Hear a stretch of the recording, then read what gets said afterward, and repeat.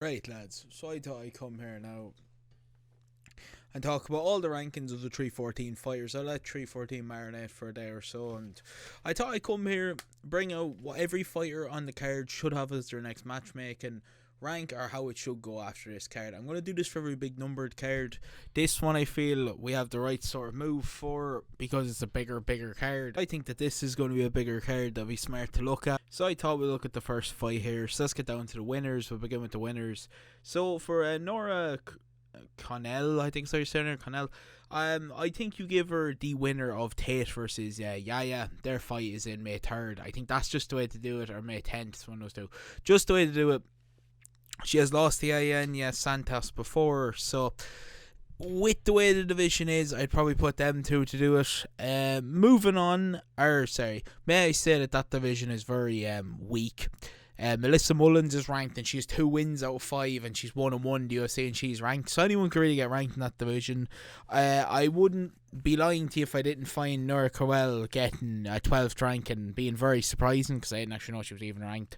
But look, we won't waste too much time. We'll go ahead. So Tulio with a great finish over Tyson Gore. Tyson Gore took some mad damage in that fight. To me, I think Pretsky or Park, Andrea Petresky or Park are the two smart ones. Bring him a bit more up closer to top 15. I don't think he's top 15 just yet. I think he needs to prove it against one of the gatekeepers, like one of the people keeping him out of the division. To me, that's Petresky's on a 5-fight winning streak, all decisions, very good wrestling, very good striking. I think that's probably the person to look at to kind of keep it going and to keep it moving. Park, another one with great wrestling, maybe not the greatest cardio, but I do think those two make sense to push him up to the top 15. Next, going to Saudamanji, who I believe should fight Matt Schnell. He has 2 losses on his record to Tim Elliott and Schnell by submission, and I think it was decision with Tim Elliott. I would say Schnell because Schnell is on a bit of a losing streak, falling out of the top 15. He was top 15, still a big name. I think if Samudaji's able to take him out, I'd say he could push up to around top 25 if he gets it done. Going to Michael Ochegtik, who got a very strange stoppage on my lock of the week.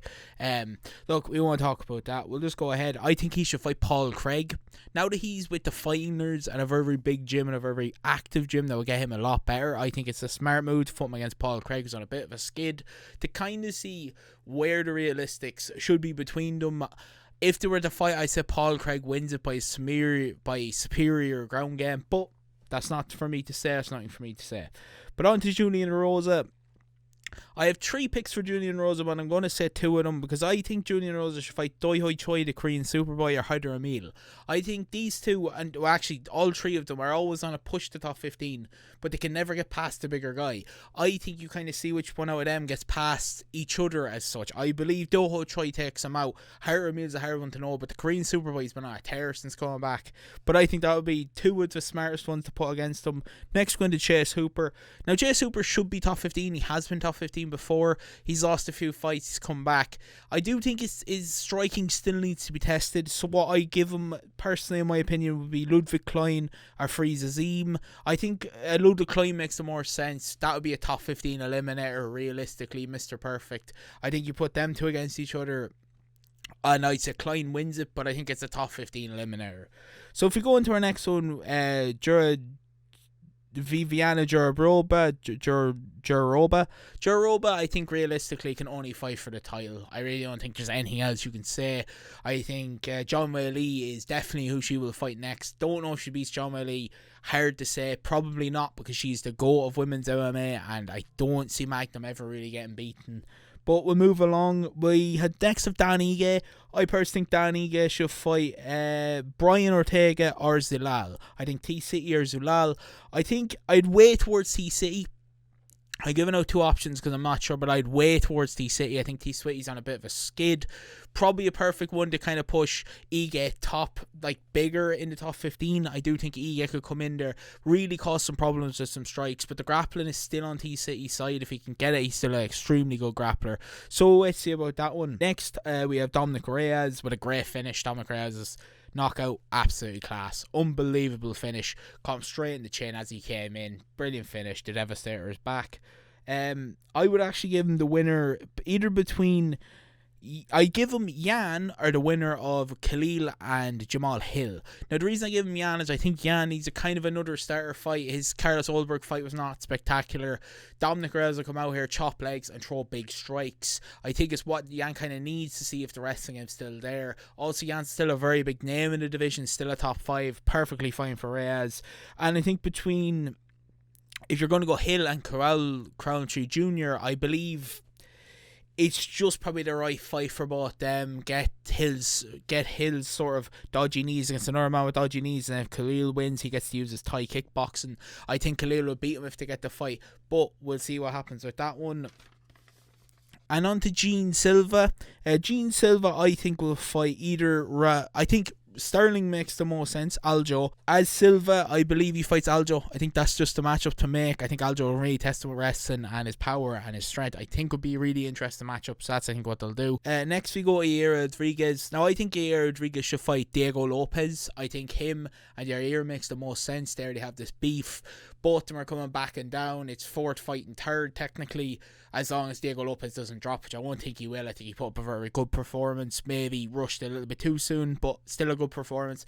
I put them two against each other. Next we go into Paddy, who I honestly believe Paddy Pimblett called out the right fighter. I think Charles is going to be it. The only other person that I'd have against that is maybe Money Meccano, because Money Meccano has only fought the champ. He is ranked 11th, but still has a massive chance, so I would give him a second fight. But I think Charles is the right move for Paddy.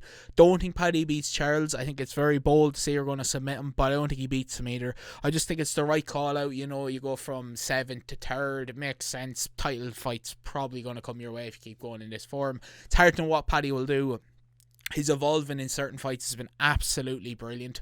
There's no argument with that. He made me a fan of him. I wasn't a fan of him before this, but his evolvement and the way that he comes back into fights, definitely looking better and 10 times better than every single time. I'd be nervous for Oliveira, but I still think he gets it done. And then we go into Volk, who I believe Volk's only realistic challenge, if we're not being harsh, has to kind of be Aloyov. I think is the man who probably deserves the real title shot. I understand he's dropped down now a rank. He's gone below Rodriguez, but I assume you can't really deny the man a chance. He's won so many fights. He's gotten so many chances. You can't really argue it. We'll move on to the losers. Now, the losers are, well, the people who lost. We'll start with Haley Crone. Now, originally I was thinking she's going to get released. Next, going to Tyson Gore. Now, I'm giving two options for Tyson Gore.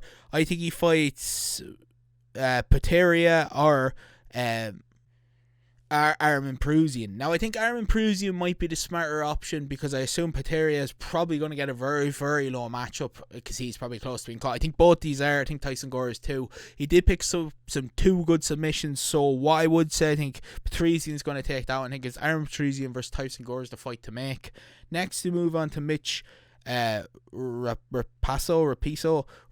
I think had a very, very good performance. I don't think he was that bad. I think he just got outworked for the 15 minutes, but look good. I'd give him, if I'm going to be honest, Victor Altamano, because he's still up in the ranks enough. I say he still is a big enough name that the UFC could draw off of to get a big win for Mitch, because if Mitch wins that fight, it probably puts him on the trajectory for top 15 and maybe back in the winning fold. Victor Altamano, I think is 2-3 in his last 5.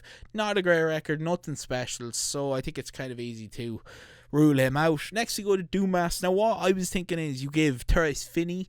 Dumas, Finney won his debut, yes, but it's one of the probably worst fights that you've seen in recent UFC. It was hold and throw nothing and still win a fight. Fair enough. Dumas, I think, could take it out. Dumas got unlucky with a bit of a poor stoppage, if we're being realistic. He was never out. He just didn't really move. But fair enough, fight got stopped. I can agree with it. Fine. I do think Dumas causes problems to Finney because of his height again and his okay takedown defense. Now, maybe it won't work against Terence Finney, but I'm sure Terence Finney won't come out with another performance like that. Next, you go to Darren Elkins, the damage. I want to just see Darren Elkins retire. I don't think anyone wants to see another fight from him.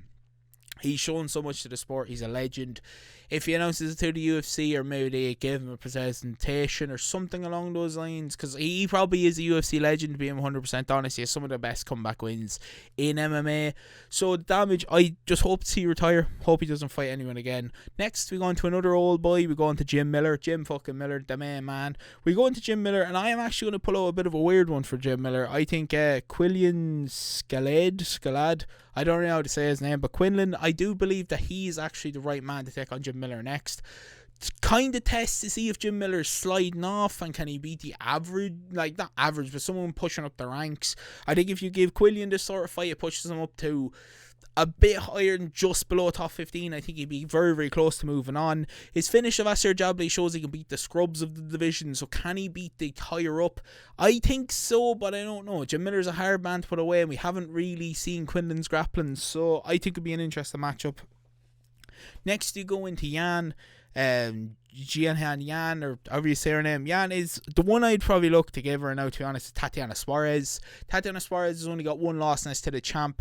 It's still number probably going to be 3 after tomorrow, or 4. Fighting like number 5. I think she's ranked her 6th. Fighting them two just makes sense. Keep the division rolling. Try keep the women's division rolling. Next, going to Sean Woodson. Now, Sean Woodson's stoppage was very late, very early, but I do believe that Danny was going to finish him anyways. But it was a great performance from Danny. Yeah, he was up 2-0 all judges' scorecards, so it didn't really make much difference. I think it still puts a very clear dent in Sean Woodson's sort of game plan of, if he can't get range and he's pushed around or pushed back, he really does struggle. Now, I would honestly put him against either Calvin Cater or Pat Sabatini. I believe that these two, I still think Woodson's very much close to being ranked. If not, probably will be in a fight or two. So I'm going to say that he should get someone either fall out of top 15 or someone very close. I think Calvin Kerr is the smarter option. Keep him up in the boxing range. See what he's able to do against someone who looks, admittedly, pretty washed in most of his fights. He just kind of loads up for big strikes, a Josh Emmett sort of style. But if you put them two together, say Woodson's distance, I say Woodson's length would definitely play a big part in that fight. And I think that's probably the way to rebound him. On to the main card we go. Now, for Krylevich, I've been kind of wondering, because I honestly thought he beat Dominic Reyes. I switched my decision on the night. But what I give him is Kuti Laba versus Chris Bariakis. I give him the winner of that fight. I do believe that that's probably the way to do this. I don't think Krylov's going to slip out of the top 15, but I think these two are very, very close to top 15. Chris Bariakis has 2 finishes, and they're 2 good knockouts. Kuti Laba has had a career revival, so I think it would be a good fight. Next, going to Bryce Mitchell. Now, Bryce Mitchell, I've put down 2 options for Bryce Mitchell. Either you give him me and Steve Garcia to push him into the top 15, or you give him Milky Costa. Now, I think Milky Costa has been on a very, very good rise. 3 in a row now, and I think you could argue the last decision was maybe not in his favour, but still good wins. Bryce is slipping out of the top 15 now. I'd say if I'm going to be pushed down to 1, Steve Garcia, I think, is the man to go through. And I think he finishes Bryce if he goes through. So I think he knocks Bryce out. He has dynamite hands. He's showing how many fought Chase Hooper. I think he pushes back into top 15 now and pushes onto a real move. For Pitbull, I've personally decided to say that he fights Edson Barboza. I think Edson Barboza is the perfect man to put Patricio Pitbull through the works to see if he is truly the same Patricio Pitbull that won 2 titles in Bellator, or if this is a completely different Patricio Pitbull, because he didn't look great against Yuri Rodriguez. Didn't really get anything going, but Yuri's one of the most decorated and crafty strikers we've seen in the UFC, so we'll give him a pass. I do believe Edson Barboza with a kicking game will get that fight very interesting. It'll be interesting to see 2 Brazilian legends go at it, so we'll see. Then next we move into Chandler, who I'd like to probably say that he either fights Marcelo Rufi or Banamundos. I think he takes on either 2 of them. The reason I'm going to say is because I think Chandler's starting to slip out of the top 15. Now, he has only lost to the top of the division, so, getting a win over him is big. I think they're going to try to push one of these 2 into the top 15, or both. I'd say, for being realistic, Banamundos is probably the one to fight Chandler first, because he's probably on a bit of a higher rise. He's in the top 15. He probably needs to push up. I assume Rufi will get someone maybe a bit lower first, then push up. Maybe even a fight with Banamundos, which would be a banger. But next you go into Lopez. Lopez lost the main event. No real shout off him. As I've already said in the last part, it's Yuri Rodriguez who I see, with the beef going on, I think the UFC would be kind of stupid not to capitalise. I think it's the complete right way to make their fight. I won't say any more. You've heard it in the first part when I talked about Yuri. But that's going to be it. that's everything I think about the 314 rankings and what matchups should be made, what sounds interesting, what not fantasy booking, but I think what makes sense for logical steps. If you never hit the subscribe button, I will keep making these for the bigger number cards. No point of after Apex, but if you do agree with my picks, leave down below who you want to see some of these fighters match, and I'll chat to you in the next one. Peace.